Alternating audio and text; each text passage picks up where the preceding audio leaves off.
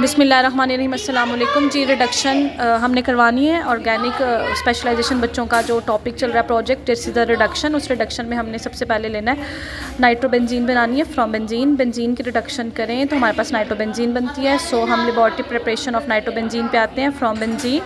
तो इसके लिए आप देखें इक्वेशन यूज़ होगी बेंजीन के। हमने नाइट्रेशन करवानी है, नाइट्रेटिंग एजेंट बनाएंगे, फिर उसकी नाइट्रेशन के बाद नाइट्रोबेंजीन बन जाएगा, यानी बेंजीन रिड्यूस होगी।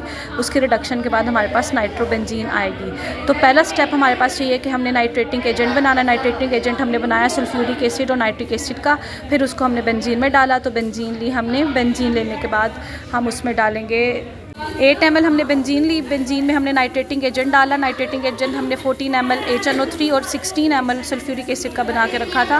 उसमें हमने अलग से जो नाइट्रेटिंग एजेंट ये बीकर में हमने बनाया उसको हमने डाला। बेंजीन में नाइट्रेटिंग एजेंट ऐड किया।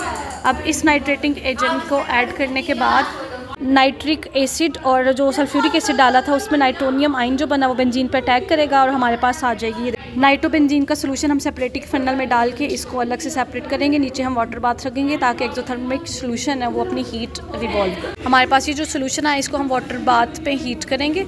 हमने हॉट प्लेट पे रखना था लेकिन हॉट प्लेट हमारे पास अवेलेबल नहीं थी, तो हमने इसको वाटर बाथ किया। वाटर बाथ करके हमने 20-25 मिनट तक इसको रखा। 50 डिग्री जैसे टेम्परेचर अटेन हुआ हमने इसको बाहर निकाला, सेपरेटिंग फनल से सेपरेट किया।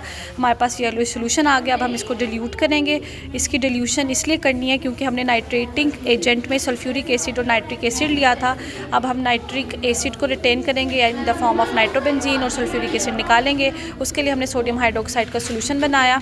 सोडियम हाइड्रोक्साइड का हमने इसमें 0.5 ml का सोल्यूशन के फ्यू ड्रॉप्स डाले।